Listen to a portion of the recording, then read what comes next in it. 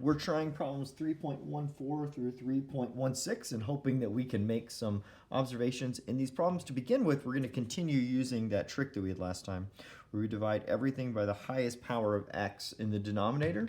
And so for this problem, the highest power of x is x cubed. So we divide by x cubed. So we divide everything by x cubed. So let's try to write this down, and we'll have the limit. As x approaches infinity, we'll have x squared divided by x cubed plus x over x cubed plus 1 over x cubed all over x cubed over x cubed minus x over x cubed minus 2 over x cubed. And now let's try to simplify this one and see what we get. And so the first one, it becomes 1 over x. The next one becomes 1 over x squared. And the last one becomes 1 over x cubed. And then my bottom part, we get 1 minus, and then we have 1 over x squared and 2 over x cubed. So these are our pieces. So as I look at this, what do I see? I'm going to circle the ones that become 0. This one becomes 0, this one becomes 0, this one becomes 0, 0, and 0. And so this one behaves a little bit different. And by the way, they'll all behave a little bit different than what we had for the first two examples. 2 of the 3 will behave a little bit different. Okay, but this one we've got 0, 0, and 0. So what's the numerator? The numerator is 0, and the denominator is just 1. So this gives us a really nice answer. So our answer is 0. So 0 is what we get for the result of this one.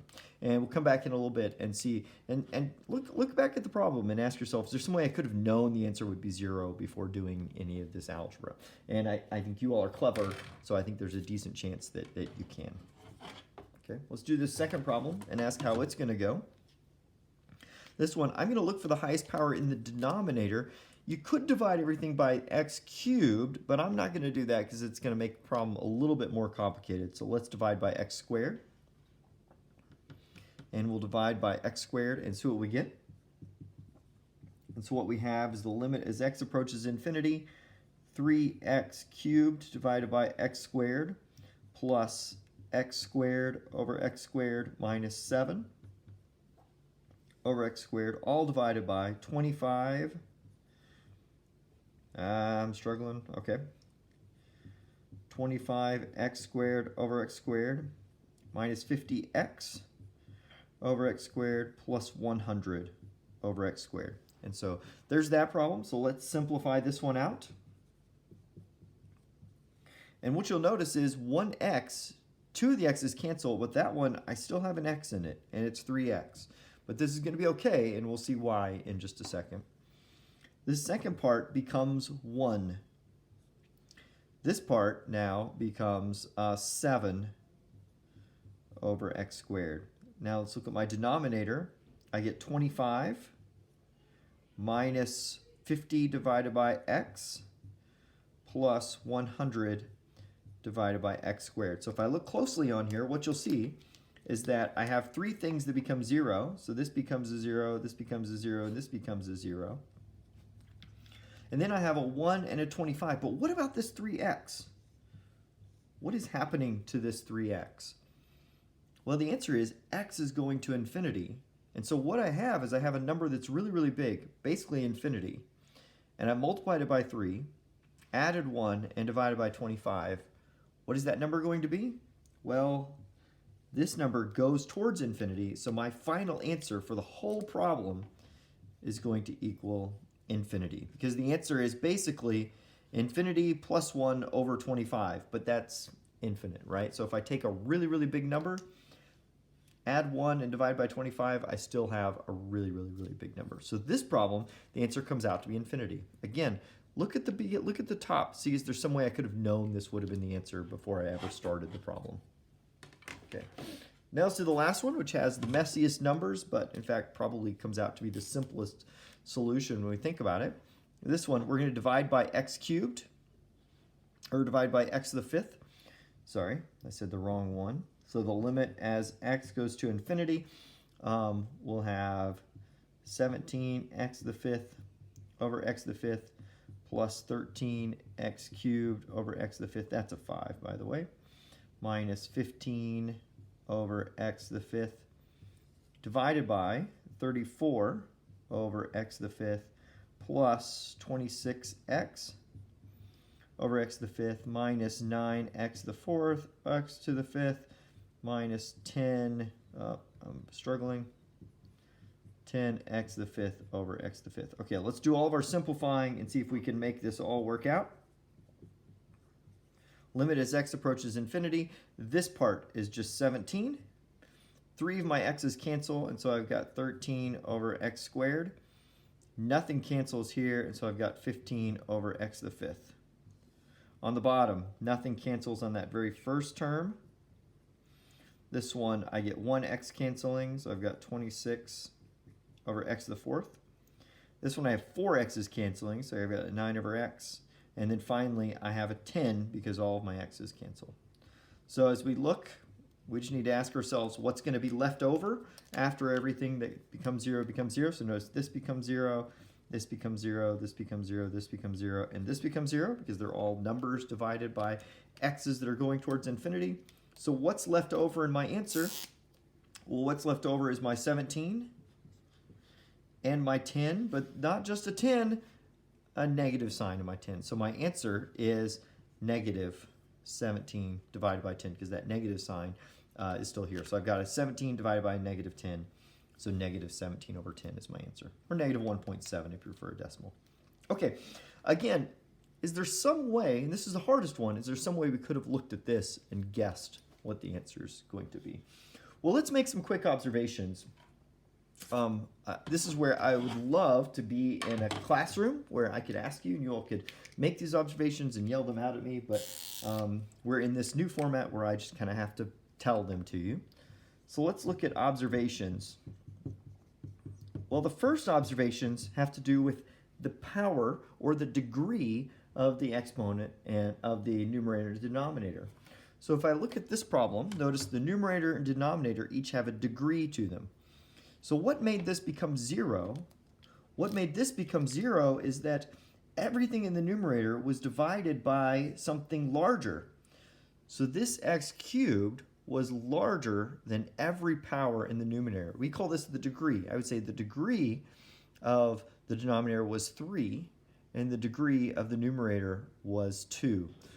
You can notice anytime the denominator has a bigger degree than the numerator, anytime this x cubed is larger than every power in the numerator, you're always going to end up getting 0 because those are all going to cancel themselves out. So that's going to be our first observation.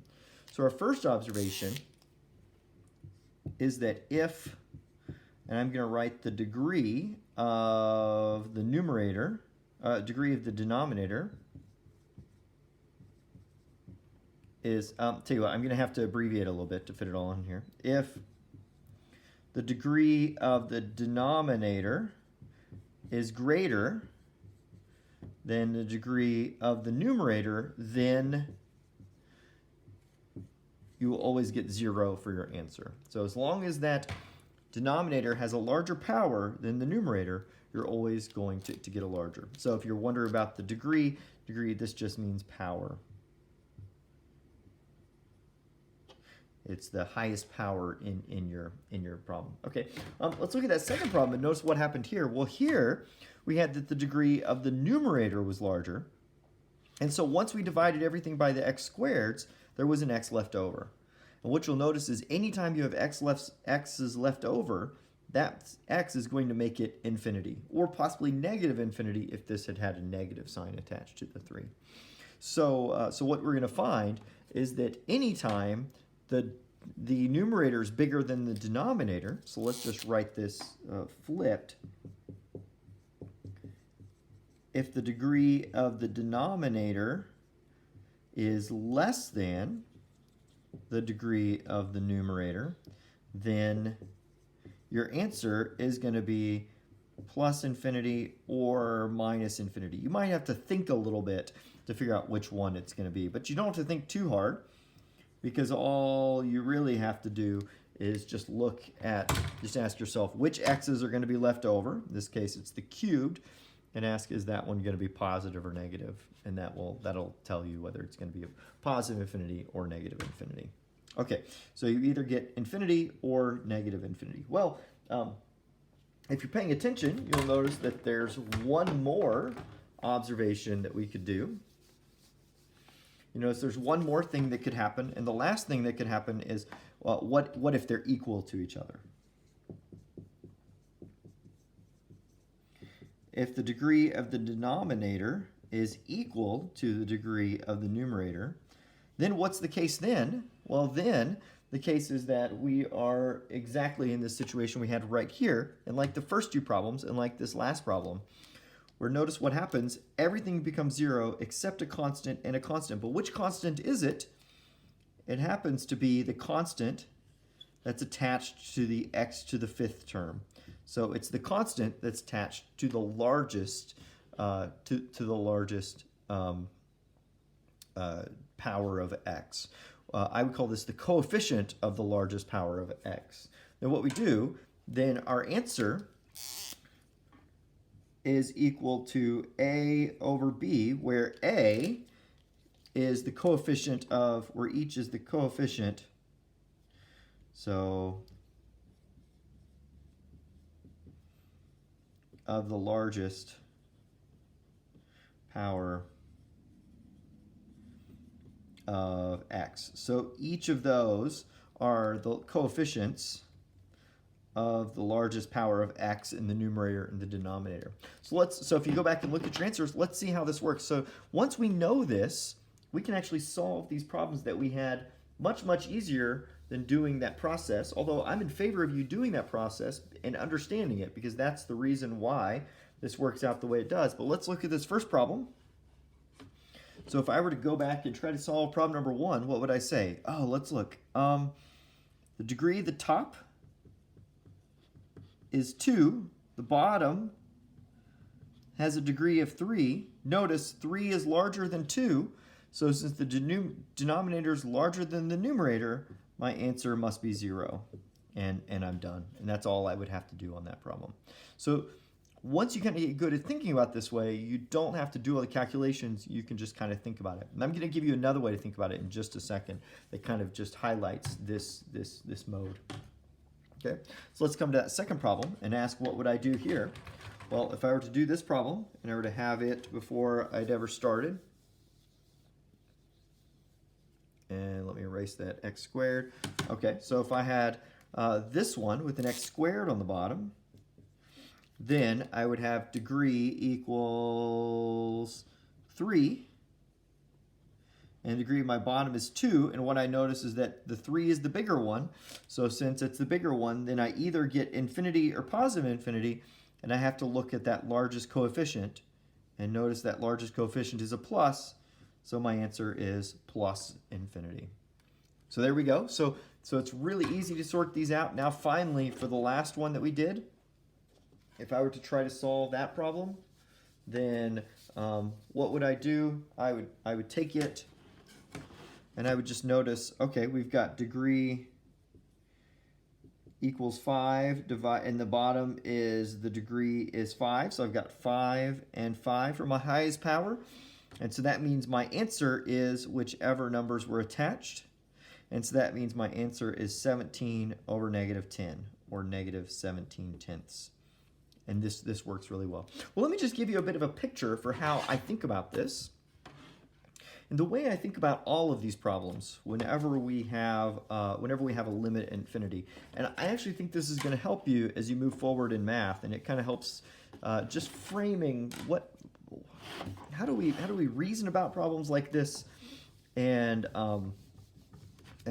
make sense of them. And the answer is, anytime you have an equation that looks like this, that looks like some sort of function on top, you have like an f of x on top of a fraction and a g of x on the bottom of a fraction, and we're asking what happens to that equation. Well, the way you think about this is you think about the f of x is trying to do one thing. So if f of x is trying to make it, so if f of x goes towards infinity, like these problems do, notice that in each problem, if I were to just ignore the rest, the limit as x goes to infinity of x squared is infinity. It's a really big answer, right? The limit as x goes to infinity of x cubed is infinity. It's a really big answer. So this goes to infinity. This is trying to make the answer equal to an infinity because the top is going to infinity. But what about the bottom?